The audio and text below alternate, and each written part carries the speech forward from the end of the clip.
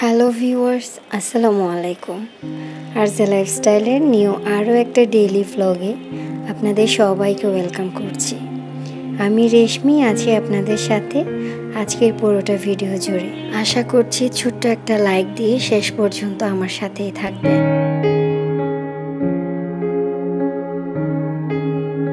যখন থেকে একটা ছোট্ট বাচ্চার মা হয়েছি তখন থেকে আমার জীবন যেন পাল্টে গিয়েছে। আমার চিন্তা ভাবনা, আমার আশা আকাঙ্ক্ষা, আমার চাওয়া পাওয়া সব কিছুতে একটা চেঞ্জ চলে এসেছে। আজকে 2 বছর প্রায় আমার মা হওয়ার জার্নি। তো যখন থেকে আসলে আমার বাচ্চাটা আমার জীবনে এসেছে, আমার কখনো মরতে ইচ্ছে করেনি। যতই কষ্ট আমার জীবনে আসুক, যতটা কষ্ট আমার লাগুক, যত এই পৃথিবীকে আমার বিষাদ মনে হোক, তারপরে আমার কখনো মনে হয়নি যে আমি মরে যাই। কারণ আমার একটাই পিছুটান, আমার বাচ্চাটা।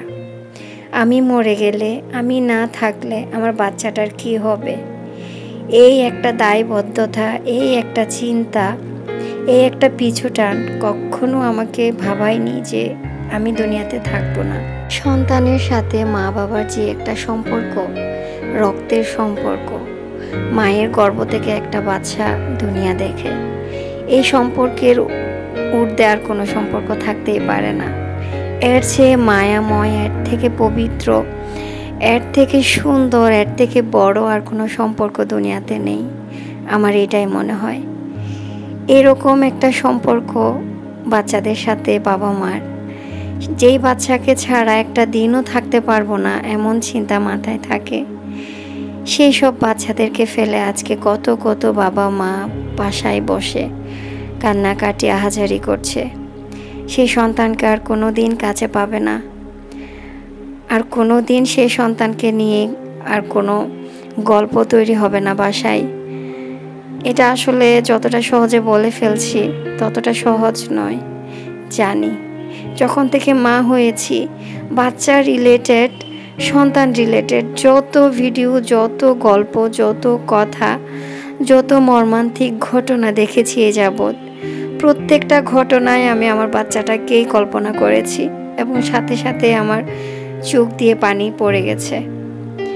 চোখের পানি কখনো আটকাতে পারিনি।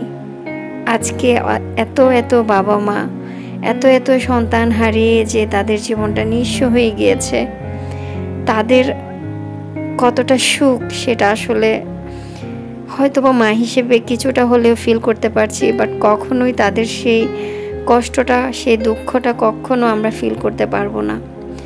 শুধু এতটুকু বলবো, মাইলস্টোন কলেজের যে ট্র্যাজেডিটা ঘটেছে, এখানে যত যত ভিকটিম আছে, যতজন সাফারার আছে, যতজন এই দুনিয়া ছেড়ে চলে গিয়েছে এবং যতজন আহত হয়ে হসপিটালে পাঞ্জা লড়ছে, সবার জন্য আমি প্রত্যেকটা নামাজে আল্লাহর কাছে 2 হাত তুলে এখন পর্যন্ত চোখের পানি ছেড়ে দিয়ে আমি দোয়া করেছি। আমার পক্ষ থেকে তাদের জন্য আর কিছু করার নেই। আমি আপনাদের কাছে রিকোয়েস্ট করব, সবাই প্লিজ তাদের জন্য দোয়া করবেন। যারা আল্লাহর কাছে চলে গিয়েছে তারা তো চলে গিয়েছে, কিন্তু পৃথিবীতে মানে আগুনে পুড়ে মরার থেকে ভয়ঙ্কর কোনো কষ্ট নাকি অন্য কোনো মৃত্যুতে নেই।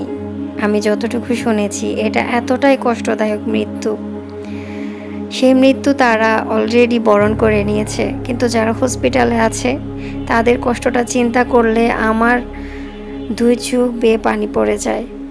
আমি আসলে চিন্তাই করতে পারি না যে তারা এতটা কষ্ট পাচ্ছে। প্লিজ তাদের জন্য একটু দোয়া করবেন, সবাই দোয়া করবেন তাদের জন্য, যেন তারা খুব তাড়াতাড়ি সুস্থ হয়ে যায়, যেন তাদের বাবা মারা এই সুখ তাড়াতাড়ি আর কি তাদের আস্তে আস্তে ভুলে যেতে পারে, তাদের কাছে যেন এই জিনিসগুলো সয়ে যায়। প্লিজ তাদের জন্য দোয়া করবেন। আমি আসলে একজন এই যে লাইফস্টাইল ব্লগ করি, আমি তো গত এক সপ্তাহ আসলে কোনো ভিডিও করিনি। এর আগের কিছু ভিডিও দিয়ে আজকের মানে ভিডিওটা আমি মেক করেছি, ব্লগটা মেক করেছি। যাই হোক, অনেক কষ্টের কথা বললাম। আমরা আসলে সবাই আস্তে আস্তে ঠিক হয়ে যাব, যত সময় যাবে সবাই স্বাভাবিক হয়ে যাবে। আস্তে আস্তে স্বাভাবিক লাইফে আসা ছাড়া আসলে উপায় নেই। সবারই লাইফ লিড করতে হবে আবারও স্বাভাবিকভাবে। সবার জন্য আমার মন থেকে অনেক অনেক দোয়া। যাই হোক, এই যে দেখতে পাচ্ছেন কোথায় চলে এসেছি। শাকিব খানের হারলাইন স্টোরের কথা অনেক শুনেছি এবং অনেক দেখেছি ফেসবুকে। তো আমাদের শনির আকড়ায় একটা ব্রাঞ্চ আছে, তো সেটাতে গিয়েছিলাম বেশ অনেক দিন আগে। এই ভিডিও ক্লিপগুলো আসলে আপনাদের সাথে শেয়ার করা হয়নি, যেহেতু আমি সপ্তাহে মাত্র একটা ভিডিও দেই। সো আমার আসলে সব কিছু শেয়ার করা হয় না। যতটুকু ভিডিওতে রাখতে পারি ততটুকুই রাখি, দেখা যায় তাও অনেক বড় হয়ে যায় ভিডিও। তো হারলাইন স্টোরে গিয়েছিলাম, বেশ কিছু কেনাকাটা করেছি। কেন গিয়েছি সেটাও আপনাদের সাথে শেয়ার করছি আস্তে আস্তে। বাসায় চলে এসেছি, ওখানে বসে স্ট্রিট ফুড খেয়েছিলাম। সেখানে জাস্ট হচ্ছে কিছু চিকেন ডাম্পলিং খেয়েছি, জোহানকে একটু খাইয়েছি।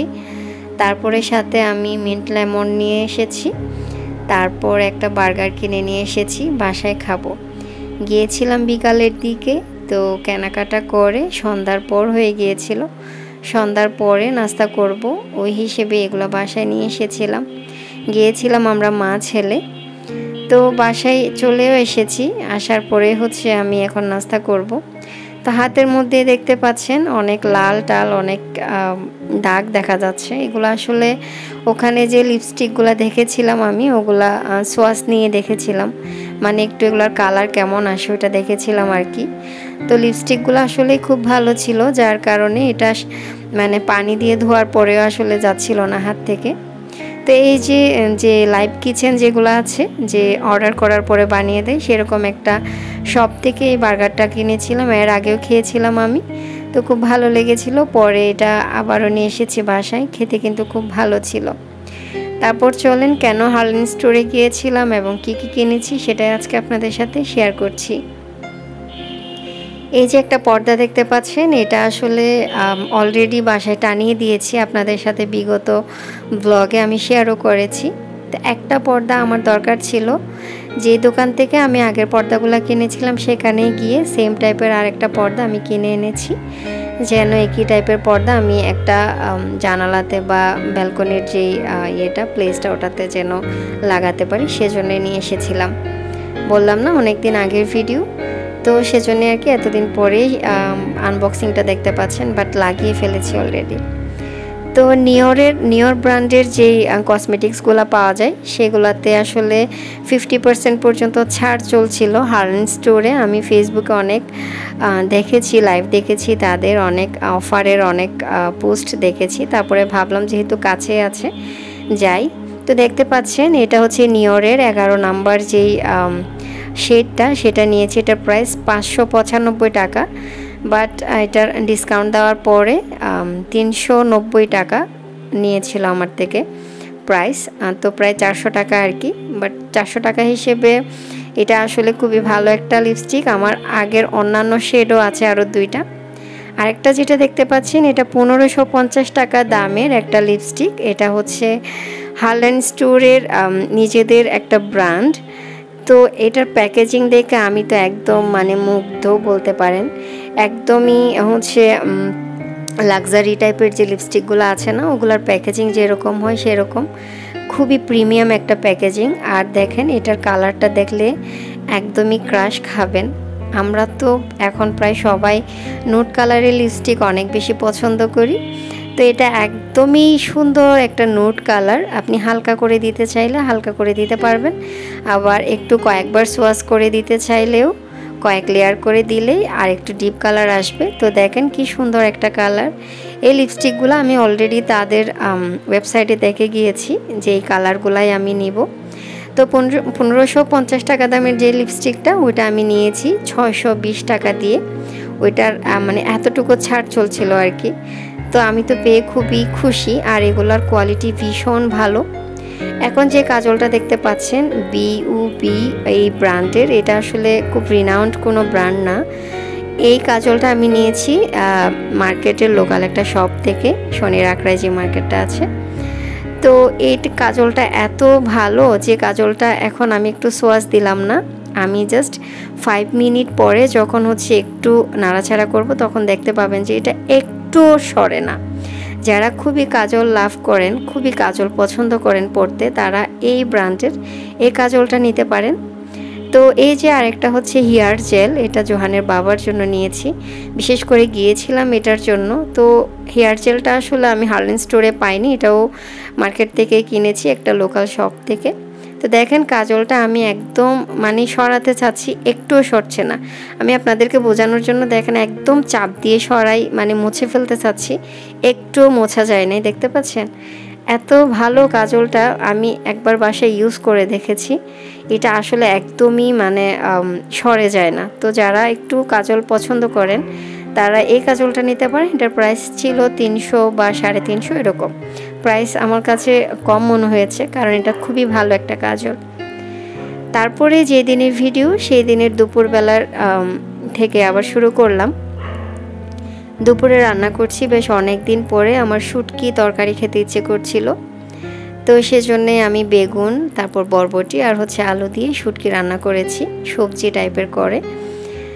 পাশাপাশি আমি হচ্ছে এই যে দেখতে পাচ্ছেন সেমাইয়ের মতো, এটা হচ্ছে চুটকি সেমাই যেটা বলে, সুপার শপে একদিন চোখে পড়েছে। এটা ছোটোবেলায় খুব খেয়েছি আমার মার হাতে। তো এখন বেশ কয়েক বছর হয়ে গিয়েছে খাওয়া হয় না, পরে হচ্ছে সুপার শপে পেয়েছিলাম, ওইটাই আমি একটু রান্না করে নিচ্ছিলাম যেন বিকালে বা সন্ধ্যার নাস্তায় খাওয়া যায়। দুপুরেই রান্না করে নিচ্ছিলাম, রান্নার পাশাপাশি ওই সেমাইটাও রান্না করে নিচ্ছিলাম আর কি। এখন হচ্ছে আরও একটা তরকারি রান্না করছি, তরকারি ঠিক না, মাছ রান্না করছি, পাবদা মাছ রান্না করব। তো পাবদা মাছ রান্না করার জন্য আমি এখানে পেঁয়াজ নিয়ে নিয়েছি, পেঁয়াজ কুচি বেশ কিছু, অল্প করে হচ্ছে রসুন বাটা, আর এই যে দেখতে পাচ্ছেন যে বরফটা দিলাম লাল টাইপের, এটা হচ্ছে আসলে কি বলে টমেটো। ওই যে শীতকালে টমেটো আমি যে ব্লেন্ড করে ফ্রোজেন করে রেখেছিলাম, ওইটা এখন বেশ কিছুদিন ধরেই কাজে দিচ্ছে আর কি, যে এটা আমি এখন ইউজ করছি। আমার যেই তরকারিগুলোতে আমার টমেটো দরকার পড়ছে সবগুলোতে আমি এই ফ্রোজেন করা টমেটো ইউজ করছি। তো যে শীতকালে যে আসলে ফ্রোজেন করে রেখেছিলাম সেটা এখন খুব কাজে যাচ্ছে, কারণ এখন টমেটোর বেশ দাম। জোহানের বাবা বলছে কম কম করে ইউজ করো। তো আমি বললাম যে আগে যে কম টাকায় ফ্রোজেন করে রেখেছিলাম ওইটা এখন কাজে লাগাবো। তো সে তো খুব হাসি দিচ্ছিল, বলছে যে খুব কাজের একটা কাজ করেছো।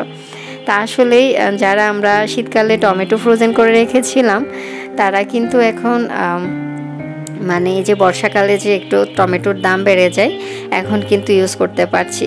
তো এটাতে কিন্তু অনেকটা সাশ্রয় হচ্ছে, তাই না?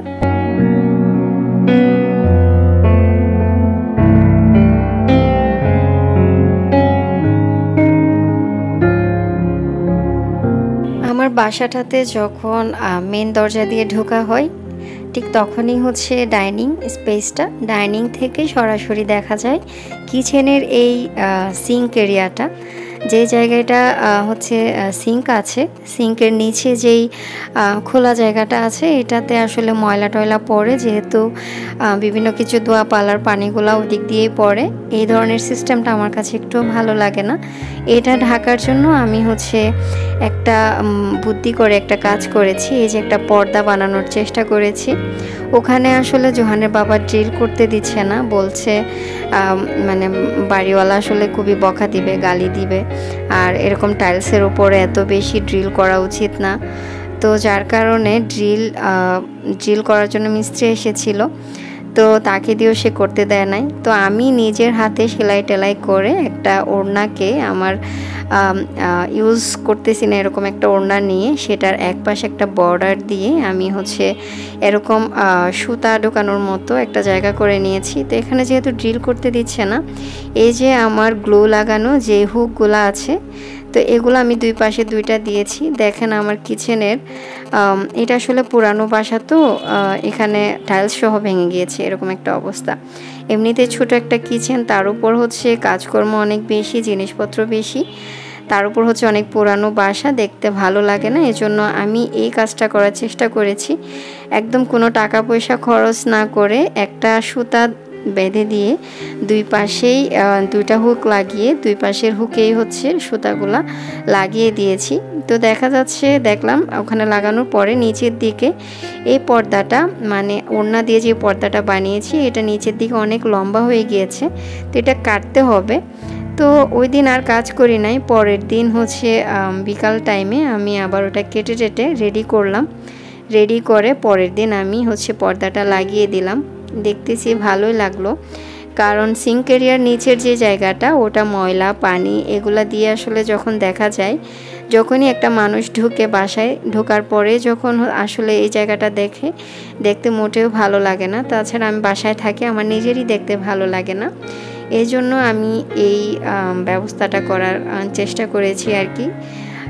জানি যে এখানে ড্রিল করতে দিবে না, আবার হচ্ছে টেলরের কাছে যে পর্দা মেক করে এরকম ছোট একটা পর্দা আমার সাইজে করে বানিয়ে নিয়ে আসা খুবই ঝামেলার।